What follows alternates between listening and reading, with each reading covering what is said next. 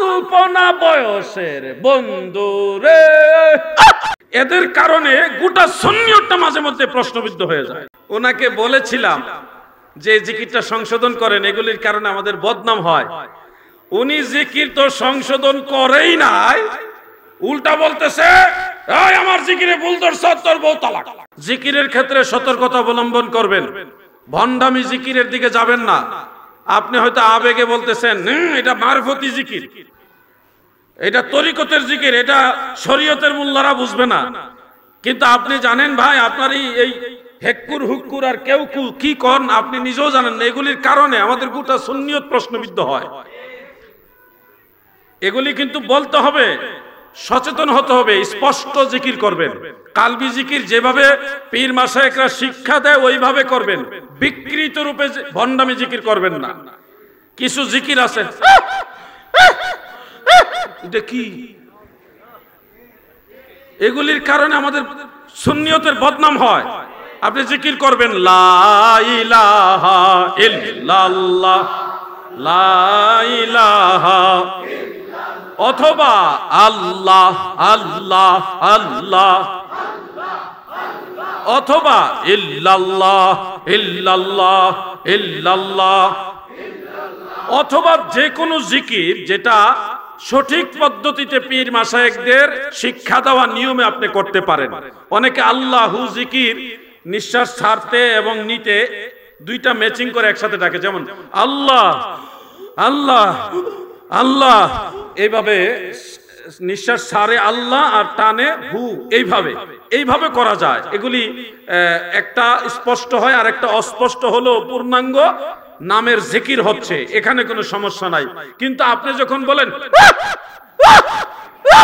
তখন আল্লাহও বোঝা যায় না, হুও বোঝা যায় না, কিছুই বোঝা যায় না। তখন একটা ভিন্ন ঘরানার লোকেরা সহ যারা সুন্নিও না ওয়াহাবিও না একটা মহল আছে, তারা বলে এই মানুষগুলি কেমন। এগুলির কারণে কিন্তু আমাদের সুন্নিয়তের বদনাম হয়। আমাদের দেশের একজন ভাই, তিনি এই ধরনের একটা ভণ্ডামি সাইজের জিকির করছিলেন আর কি। তা আমি ওনাকে বলেছিলাম যে জিকিরটা সংশোধন করেন, এগুলির কারণে আমাদের বদনাম হয়। উনি জিকির তো সংশোধন করেই নাই, উল্টা বলতেছে আমার জিকিরে ভুল ধরছ, তোর বউ তালাক। পাগলে দেশটা ভরে গেছে। ভণ্ডামি তো ভণ্ডামি, আবার নিজের নামটাও আরবিতে লিখতে পারবে কিনা সন্দেহ আছে। তার নামটা যে একটা ধরেন আব্দুর রহমান, এটা আরবিতে লিখতে পারবে কিনা ওটা সন্দেহ আছে, আবার নামের আগে মুফতি লাগাইতেছে। এদের কারণে গোটা সুন্নিয়তটা মাঝে মধ্যে প্রশ্নবিদ্ধ হয়ে যায়। এজন্য আপনারা সতর্ক থাকবেন। ছন্দ কাসিদা এগুলি গাইবেন, কিন্তু যেগুলি শরীয়ত সম্মত অর্থ বহন করে, ভালো অর্থ বহন করে, এগুলি ইসলামী সঙ্গীত গাইবেন। যেমন আল্লাহ আল্লাহ রে মন আল্লাহ করো জপনা, আল্লাহর জিকির না করিলে দিল তো জিন্দা হবে না। কত সুন্দর এইভাবে অর্থবোধক ছন্দগুলি বলবেন। অথবা রাহমাতাল লিল আলামিন কানসেন নবী রাত্র দিন, পাপী তাপী উম্মতের কারণ রে। একটা সুন্দর অর্থ আছে এখানে। এরকম ছন্দগুলি গাইবেন যেগুলি দিয়ে মানুষ কিছু শিখতেও পারে এবং এগুলি দ্বারা ফায়েজ পায়। আপনি যদি এমন ছন্দ গান অল্পনা বয়সের বন্ধু রে,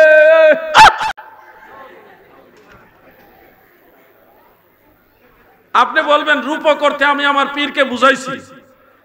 ভাই রূপক করতে পীরকে বুঝাইছেন, তাহলে বিশেষ খাস মজলিসে এটা বলবেন।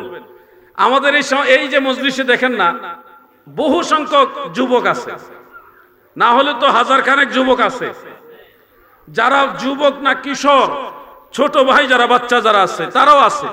তারা যখন এটা শুনবে, অল্পনা বয়সের বন্ধু রে তোমারে বানাইব গলার মালা, এই অর্থটা আমাদের ছোট ভাইয়েরা বা যুব সমাজ যারা, নতুন প্রজন্ম, তরুণ প্রজন্ম যারা, তারা কি আপনার মতো বেলায়েতের অর্থ নিবে?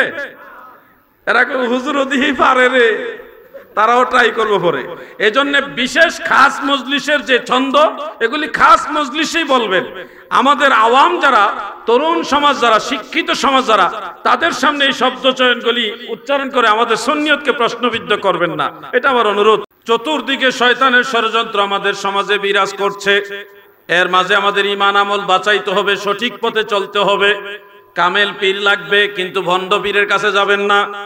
একটা কথা স্পষ্ট বলে দেই, যেহেতু আমার বিষয়বস্তু হলো বিভিন্ন বাতিল ফেরকার স্বরূপ উন্মোচন করা এবং ঈমান বাঁচাইবার রাস্তা, এই ক্ষেত্রে আপনাদেরকে পরিষ্কার ভাষায় বলি, কর্ণফুলী চট্টগ্রামের নবীর প্রেমিকারা মন দিয়ে শুনো।